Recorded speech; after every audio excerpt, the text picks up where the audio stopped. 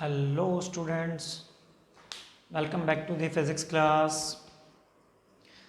So today we are going to start an important chapter, an interesting one that is really related to our daily life. हमारी daily life से जुड़ी हुई सारी चीज़ें जिस एक फोर्स पे डिपेंड करती हैं, we are going to discuss that force today. That chapter, that theme is gravitation. So we are going to do the topic today, that is gravitation. Gravitation topic we are going to discuss on today. Okay, so first of all there are some contents to be discussed in the gravitation chapter. We are going to discuss, that is, what is gravitation, Newton's laws of gravitation, and significance of Newton's laws of gravitation, मतलब क्या use है इसका, properties of gravitational force, important applications of Newton's laws of gravitation, gravitation constant क्या है, free fall क्या होता है, acceleration due to gravity क्या है, gravity, mass and weight of a body, mass and weight of a body, एक body का wait, मास क्या चीज़ होती है, ये सब कुछ हम इस चैप्टर में डिस्कस करेंगे. So the topic is, the chapter is gravitation. The chapter is gravitation. So first of all we should know what is gravitation. What is gravitation. Gravitation क्या होता है, किसे ग्रेविटेशन कहा जाता है? ओके, सुनिए जरा ध्यान से. History says that once Newton was sitting under an apple tree. When apple fell from the tree, Newton started thinking about its cause. क्या था कि न्यूटन एक ट्री के नीचे बैठा था. उस ट्री से, एप्पल का ट्री था, एप्पल के ट्री से एक एप्पल नीचे गिरा, उसके पास गिरा या उसके सिर के ऊपर गिरा, जहाँ भी. तो न्यूटन ने ये सोचना स्टार्ट किया कि ये जो एप्पल है वो जो ट्री से वो नीचे ही क्यों गिरा. मतलब एप्पल ट्री से अलग होने के बाद एप्पल ऊपर क्यों नहीं गया, लेफ्ट क्यों नहीं गया, राइट क्यों नहीं गया, वो नीचे अर्थ की तरफ ही क्यों आया. ठीक है, इसके बारे में उसने जैसे डिस्कस करना स्टार्ट किया, Newton reached at a result that earth attracted the apple and apple attracted the earth with equal and opposite force. तो न्यूटन इस डिस्कस पे पहुंचा, इस रिजल्ट पे पहुंचा डिस्कशन करने के बाद कि earth is attracting the Apple and Apple is also attracting the earth toward itself. मतलब एप्पल जो है that was attracting the earth, वो अर्थ को ऊपर खींच रहा था, और अर्थ जो थी वो एप्पल को नीचे खींच रही थी. बट एप्पल नीचे चला गया, अर्थ ऊपर नहीं आई. क्यों? क्योंकि अर्थ का मास बहुत ज़्यादा होता है. The apple had to fall towards earth because earth was very massy then the apple. क्योंकि अर्थ बहुत मासी थी, एप्पल के कंपैरिजन में बहुत मास ज़्यादा था एप्पल का, सॉरी अर्थ का, as compare to apple. So apple तो नीचे चला गया जिस फोर्स से अर्थ एप्पल को खींच रही थी, बट एप्पल जी उसी फोर्स से, मान लो अर्थ एप्पल के ऊपर 5 न्यूटन का फोर्स लगा रही है नीचे खींचने के लिए, तो एप्पल भी 5 न्यूटन का फोर्स लगा रहा है अर्थ को ऊपर खींचने के लिए. अब 5 न्यूटन के फोर्स से वो एप्पल तो नीचे चला गया, लेकिन जो वो अर्थ थी वो ऊपर नहीं आई, क्योंकि अर्थ का मास क्या है, बहुत ज़्यादा, और ज़्यादा मास वाली बॉडी को मूव करवाने के लिए फोर्स भी क्या लगाना पड़ता है, ज़्यादा. न्यूटन हमने जो पीछे force and laws of motion chapter पढ़ा, उसमें फॉर्मूला बना था F=mv. तो जितना मास ज़्यादा उतना फोर्स ज़्यादा. तो अर्थ का मास ज़्यादा, उसको फोर्स ज़्यादा चाहिए था, लेकिन न्यूटन थर्ड लॉ के अकॉर्डिंग इक्वल एंड अपोजिट हमेशा फोर्स लगता है. जितना अर्थ लगाएगी उतना ही एप्पल लगा पाएगा. Newton third law, action and reaction are equal and opposite. तो न्यूटन ने कई सारे ऐसी डिस्कशन की और रिजल्ट पे पहुंचा that all the object in the universe attract each other with a force. That force is called gravitation force. तो क्या निकला, all the objects in the universe, all the objects in the universe attract each other with a force। Universe में हर object एक दूसरे को attract करता है, और अट्रैक्ट करने के लिए क्या चाहिए? फोर्स। तो जिस फोर्स से अट्रैक्ट करता है with the force called gravitational force या gravitation, that is gravitational force, उसी को ही हम और ग्रेविटेशन, उसी ग्रेविटेशन फोर्स को हम ग्रेविटेशन भी बोल देते हैं। इट मीन्स यूनिवर्स में कोई भी दो ऑब्जेक्ट एक दूसरे को अट्रैक्ट करते हैं और अट्रैक्ट करने के लिए एक दूसरे के ऊपर फोर्स लगाते हैं, that force is called gravitational force, और that force is called gravitation. That force is called gravitational force और that force is called gravitation. Okay, अगर यही यूनिवर्स के कोई भी दो ऑब्जेक्ट हो सकते हैं, ओके, अगर उन दोनों के ऑब्जेक्ट यही अगर फोर्स अर्थ लगाए किसी भी चीज को अट्रैक्ट करने के लिए, तो वो ग्रेविटेशन की बजाय ग्रेविटी बन जाती है। उसको ग्रेविटेशनल फोर्स बोलने के बजाय या तो आप बोल सकते हो ग्रेविटेशनल फोर्स ऑफ अर्थ, या क्या बोल दोगे? ग्रेविटी। ओके, तो attractive force exerted by earth towards itself is called gravitational force of earth और gravity. Gravitational force of earth या ग्रेविटी, दोनों में फर्क समझ लो। ग्रेविटेशनल फोर्स किसको कहेंगे? ग्रेविटेशनल फोर्स ऑफ अर्थ किसको कहेंगे? यूनिवर्स की कोई भी दो बॉडीज हो, यूनिवर्स की कोई भी दो बॉडीज हो, वो एक दूसरे को अट्रैक्ट करते हैं जिस फोर्स से, दैट इज ग्रेविटेशनल फोर्स। अगर उन दोनों बॉडीज में से एक बॉडी अर्थ हो, तो अर्थ किसी दूसरी बॉडी को अपनी तरफ क्या करेगी? अट्रैक्ट। तो वो क्या कहलाएगी उस टाइम पे?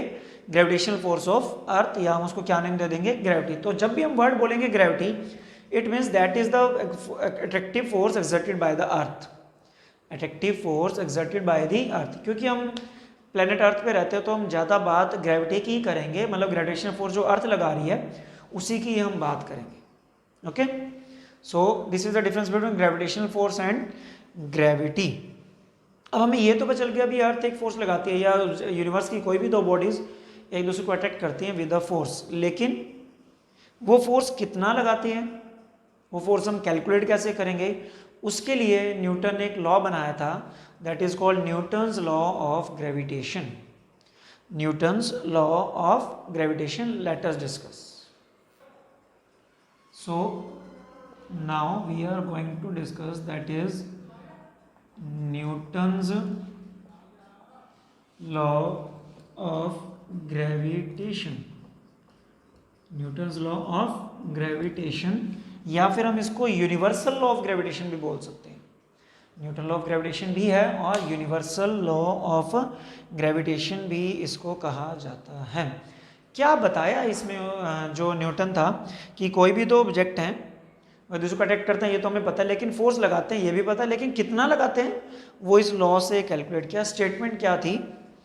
Every object in the universe attract every other object with a force which is directly proportional to product of their masses and inversely proportional to square of distance between them। तो उसके लिए हम क्या करते हैं? दो bodies ले ली पहले तो हमने, इसका मास है m1, इसका मास है m2, और दोनों के बीच का जो डिस्टेंस है that is r। First body का मास m1, सेकेंड बॉडी का मास m2, दोनों के बीच का जो डिस्टेंस है दैट इज r। तो अब न्यूटन्स लॉ ऑफ ग्रेविटेशन क्या कहता है कि फोर्स ऑफ अट्रैक्शन बिटवीन, ये BW का मतलब बिटवीन है, two objects of universe. Universe के कोई भी दो ऑब्जेक्ट के बीच में जो फोर्स ऑफ अट्रैक्शन लगेगा is directly proportional to product of their masses. तो इसको समझने से पहले सबसे पहले तो हम ये समझेंगे इसका मतलब क्या है। Directly proportional. ये प्रोपोर्शनल का साइन होता है ये, यहाँ ए लिख दिया मैंने, यहाँ बी लिख दिया। इसका मतलब है A is directly proportional to B, A is directly proportional to B.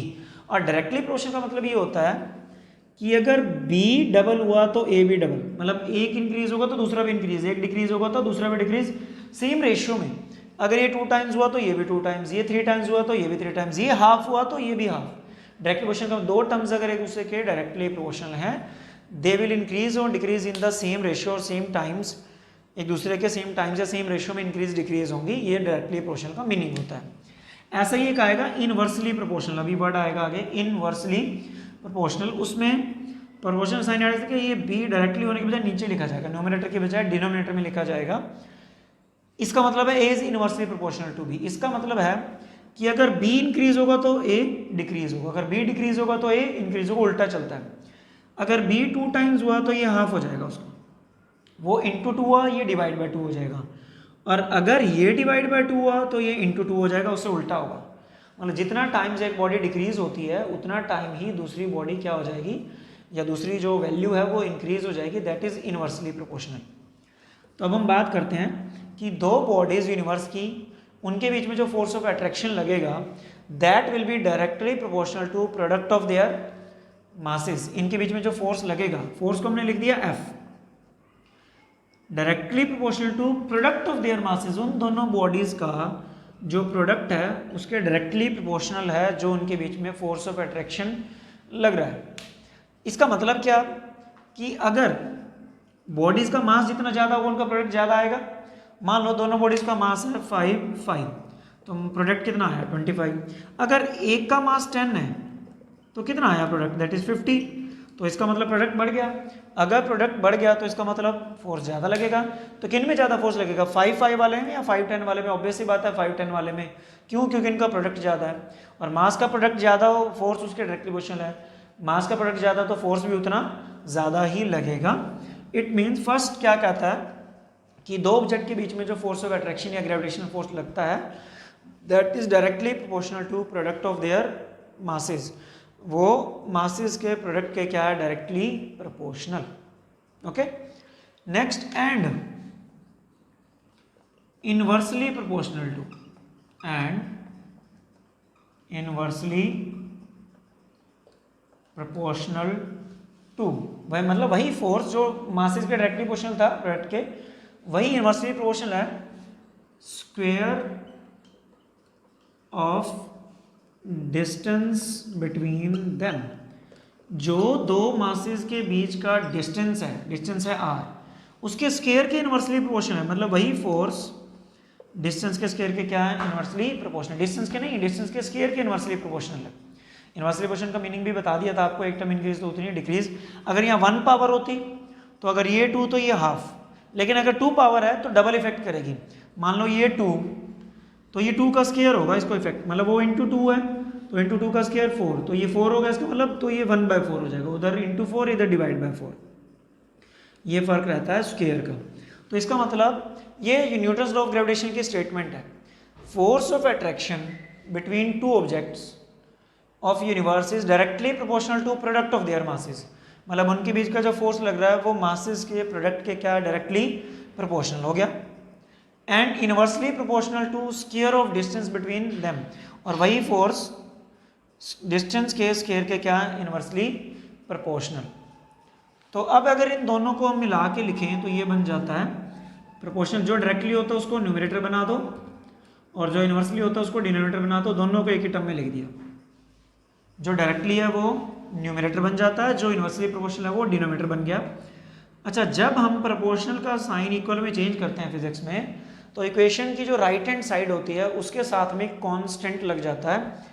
तो यहाँ जो कांस्टेंट लगेगा दैट इज जी लगा था, m1 m2 as it is by R square, बाकी एज इट इज रहेगा। प्रोपोर्शनल का साइन इक्वल में चेंज करते हैं तो इक्वेशन की जो राइट हैंड साइड होती है, राइट हैंड साइड क्या था m1 m2 bye R square, उसके साथ में कांस्टेंट लग जाएगा, कांस्टेंट लगा जी। जो जी है यहाँ पे इसको बोलते हैं universal gravitational constant, universal gravitational constant इसको कहा जाता है। मतलब ग्रेविटेशनल कांस्टेंट का मतलब यूनिवर्स की कोई भी दो ऑब्जेक्ट हों उनके बीच का अगर आपको फोर्स निकालना है तो ये जी लगेगा ही लगेगा उनमें। तो इट मीन्स अगर हमें इस फॉर्मूला की हम बात कर लें, this is Newton's law of gravitation, यहाँ से फोर्स निकल जाएगा। जी की वैल्यू कांस्टेंट की वैल्यू फिक्स होती है, वो मैं आपको बता दूंगा क्या होती है। जी की वैल्यू हमें पता हो, m1 m2 अगर दोनों बॉडीज का मास पता हो और दोनों के बीच का डिस्टेंस पता हो, then we can calculate the force between two objects. Then we can calculate the force between two objects of universe. जी हमें पता होगा हमेशा, m1 m2 गिवन होगा स्टेटमेंट में, r भी गिवन होगा, तो इससे हम फोर्स निकाल सकते हैं। So this is Newton's laws of gravitation, this is called Newton's laws of gravitation. Okay, अगर हम इसमें बात कर लें कि एफ आर स्क्वायर के इन्वर्सली ये लिखा हुआ है, इसका क्या मतलब बता चुका हूँ वैसे तो मैं। अगर इसे 2 टाइम्स कर दिया तो 2 का स्क्वायर 4, इसका मतलब 4 हो गया। ये इंटू 4 होता है, ये डिवाइड बाय 4 होगा क्योंकि इन्वर्सली है, इन्वर्सली में एक टर्म इंक्रीज होती है तो दूसरी डिक्रीज होती है, ये ध्यान रखना। अगर ये हाफ हुआ तो 1/2 का स्क्वायर 1/4, ये 1/4 हुआ तो ये 4 हो जाएगा उल्टा। तो मतलब इफेक्ट करेगा फोर्स के ऊपर जो डिस्टेंस अगर चेंज होगा तो। Okay, so this is Newton's law of gravitation, Newton's law of gravitation. अगर हम इसमें ग्रेविटेशनल कांस्टेंट की वैल्यू की बात कर लें तो वैल्यू ऑफ ग्रेविटेशनल कांस्टेंट होती है 6.67 इंटू 10⁻11, 6.67 इंटू 10⁻11। जो यूनिट बनती है इसकी ऐसे unit newton metre square per kilogram square, newton metre square per kilogram square. Per kilogram square का मतलब डिवाइड में किलोग्राम का स्क्वायर है। This is the value of gravitation constant, और हमेशा हर न्यूमेरिकल में ये जी की वैल्यू जो है वो फिक्स रहेगी। ओके, तो अब हम इसका एक न्यूमेरिकल करते हैं कि कैसे हम इसको सॉल्व कर सकते हैं। Now the question is compare the gravitational force exerted by sun on earth and moon on earth. क्योंकि यूनिवर्स के दो पार्ट है, ये यूनिवर्स की कोई भी दो बॉडीज हमने लेनी है। सन भी मून अर्थ के ऊपर ग्रेविटेशनल फोर्स लगा रहा है, मून भी अर्थ के ऊपर ग्रेविटेशनल फोर्स लगा रहा है। एक बात हम समझ सकते हैं, सन मून से तो बड़ा ही होगा ना, तो जिसका मास ज़्यादा उसका ग्रेविटेशनल फोर्स ज़्यादा। इसका मतलब सन अर्थ के ऊपर ग्रेविटेशनल फोर्स ज़्यादा लगाएगा और मून कम लगाएगा। तो सबसे पहले हमें कुछ वैल्यूज़ गिवन है, मास ऑफ सन, सन का हमें मास गिवन है, दैट इज 2 इंटू 10⁻30 kg, ये गिवन है। मास ऑफ मून भी गिवन है, मास ऑफ मून है 7.3 इंटू 10⁻22 kg। तो नॉर्मल सी बात है, ये 30 पावर में, 22 पावर में, इसका मतलब सन का मास ज़्यादा है तो सन ग्रेविटेशनल फोर्स ज़्यादा ही लगाएगा। And distance between sun and earth, distance between sun and earth, sun और अर्थ के बीच का जो डिस्टेंस है that is 1.5 into 10⁻11 metre, 1.5 into 10⁻11 metre.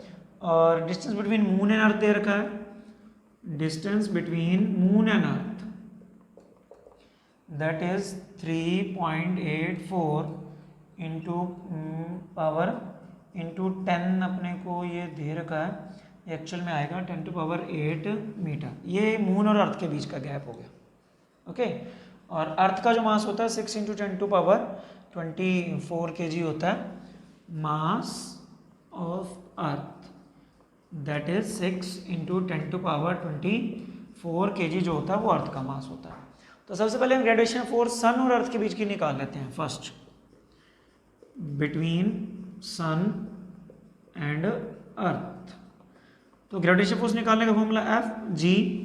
First body क्या हो गया, mass of sun, mass of earth second body, और दोनों के बीच का डिस्टेंस का स्क्वायर। वैल्यू पुट करो, जी 6.67 इंटू 10⁻11। वैसे तो अपने को कंपेयर करने के लिए कहा गया, हम थोड़ा इजी कर सकते हैं, आप इसको वैल्यू मत पुट करो। अब सेकंड बिटवीन मून एंड अर्थ निकाल लो, मून एंड अर्थ। अपने को सिर्फ सन और मून के बीच का, सन और अर्थ के बीच का बोला गया होता तो तुम वैल्यू पुट करते और आंसर निकाल लेते, लेकिन कंपेयर करने के लिए बोला गया तो दोनों ही निकाल लो। जी एज इट इज रहेगा, मून और अर्थ है तो first mass of moon, mass of earth by में आर स्क्वायर। कंपेयर करने के लिए बोला है, तो ये फोर्स ऑफ सन है, ये फोर्स ऑफ मून है, तो डिवाइड कर दो एक दूसरे से, force of sun by force of moon. Divide कर हम करेंगे तो जी से जी क्या हो जाएगा, कैंसिल हो जाएगा। ये तो एक बार मैं वैल्यू रख के बता देता हूँ, G mass of sun mass of earth divide by R square. ये आर क्या था, ये आर एस स्क्वायर है क्योंकि सन और अर्थ के बीच का मास डिस्टेंस था। ये mass of moon mass of अर्थ और आर एम का स्क्वायर मतलब मून और अर्थ के बीच का गैप। तो जी से जी तो क्या हो जाएगा, कैंसिल, मास ऑफ अर्थ से मास ऑफ अर्थ कैंसिल। तो एटलीस्ट अपने को इनकी वैल्यू तो नहीं पुट करनी पड़ी ना। तो बचा क्या, ऊपर बन गया mass of sun divide by R S का स्क्वायर, ये ऊपर चला जाएगा आर एम का स्क्वायर बाय में मास ऑफ मून। तो ये वैल्यू सब अपने को पुट करनी पड़ेंगी सिर्फ। तो मास ऑफ सन हमारे पास है ये, इसलिए ना क्वेश्चन में अर्थ का मास दिया नहीं हुआ था, वो मैंने तो बता दिया था आपको भी कितना, लेकिन अर्थ में क्वेश्चन में नहीं दिया हुआ था। आर एस मतलब सन और अर्थ के बीच का गैप ये रहा, 1.5 इंटू 10⁻11 इसका स्क्वायर इंटू मून वाला जो डिस्टेंस है दैट इज 3.84 इंटू 10⁸ का स्क्वायर बाय में मास ऑफ मून 7.3 इंटू 10⁻22।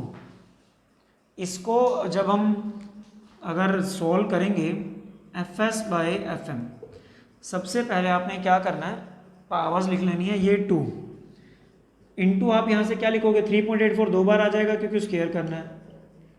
अच्छा अब रह गई ऊपर 10 की पावर, 10⁻30 है, 8 एक बार 8 का स्क्वायर तो 16 होगी प्लस 16, बेस सेम होगा दोनों का, बेस सेम हो तो पावर ऐड हो जाती है।